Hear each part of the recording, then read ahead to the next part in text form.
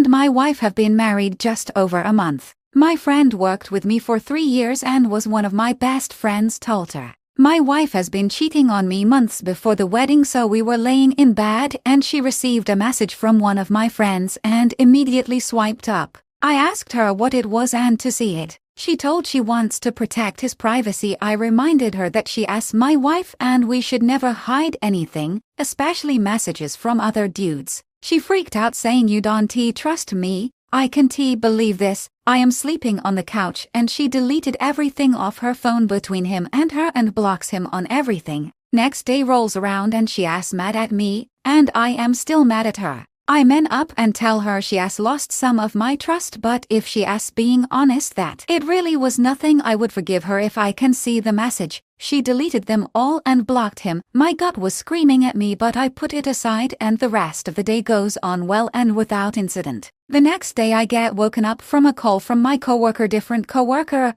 that my friend killed himself the night before. I was dumbfounded and shocked. I saw him 2 days before and we were talking about his half day he was taking to go fishing. I could tell that my wife was taking it hard too, and I thought it was odd cause she only met him 34 times and didn't talk much about it with her. A few days later, the day after we celebrated our 1 month, I get a call from the wife saying, "Hey, please don't go over to girl's house. I need to talk to you first." I am confused and say I don't know what she is talking about. Then the girlfriend of my friend saying she needs to talk to me and unloads information that my wife and friend have been talking for months. I go over and she shows me the messages. There were "I can't wait for our future together, I can't wait to meet our children, I love you" and nudes and all that. Talking about how magical the other day was. I was scrolling through the messages for about 30 minutes and didn't even get to the end of the week. But the last text he sent was to my wife saying, "I love you, this isn't your fault." I went home and she was gone. I went on a 2-day bender with no contact with her besides the occasional "drunk you broke me" texts from me, and no contact with anyone else.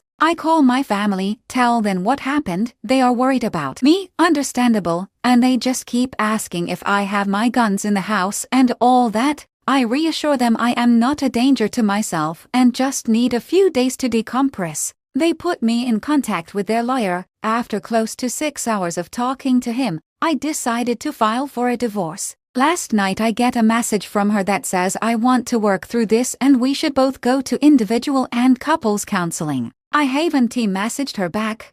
I am terrified that she will try to take me over the coals, but I hope that she is civil about everything and says my stuff is mine, your stuff is yours. I hope to God that she isn't pregnant too. So I am sitting at home with my 2 dogs waiting for a call from my lawyer saying that she has been served. Update. First, I wanted to say thank you to everyone for your support. This has been a hard few weeks, but I have gotten through it mostly sober and well enough with the help of my friends and family. Second, I'd like to explain the backstory a bit. Me and my future ex-wife have been dating for 6 years and engaged since February. We got married in September. In most all of that time we dated, I worked over the road for 4 years. And in the last 2 years I settled into a nice little town where there's steady work in my field that doesn't require me to move around a lot. As to chemical transfers and spill response, I bought a house 1 year ago, before we got engaged, 3 hours away from where she lived.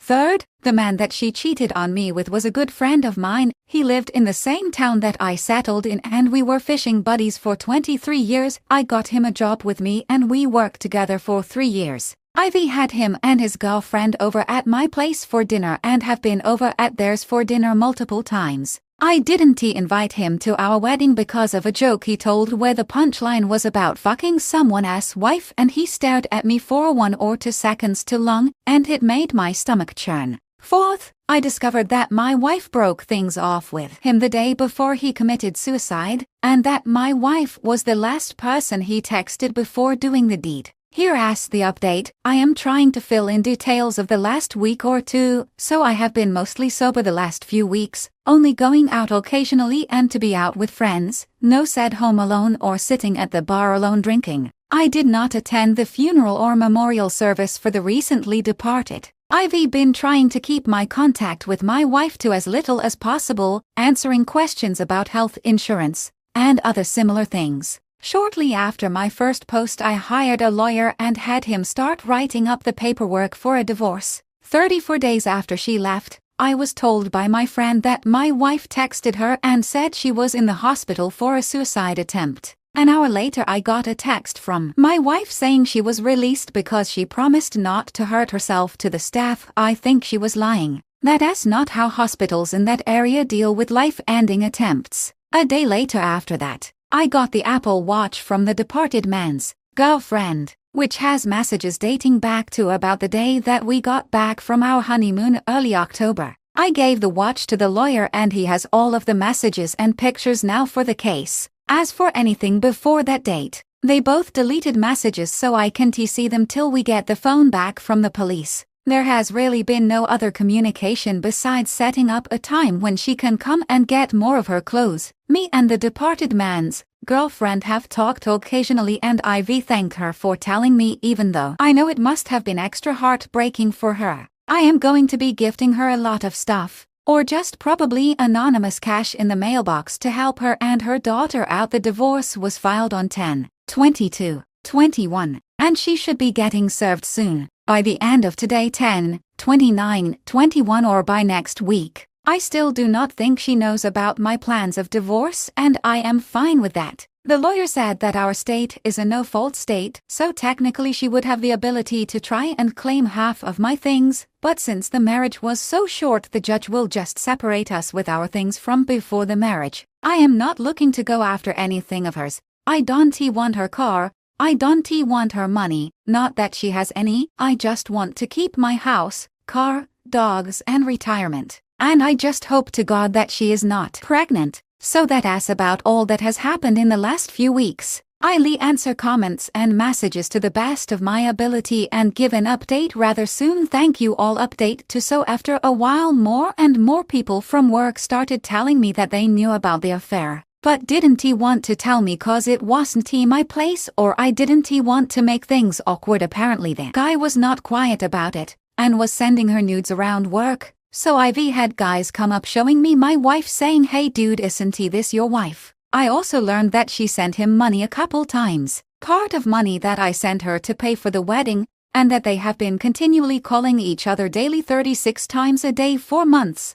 And at some point they had gotten a hotel room together sometime in August or September. She has continually lied until I bring up another fact, and another fact. So I just stopped contact. She may be coming over tomorrow or this weekend to get some of her things. I have a friend coming over to basically supervise, so she can't say I did anything. I have most of her stuff packed up. She got served this weekend and I couldn't be happier.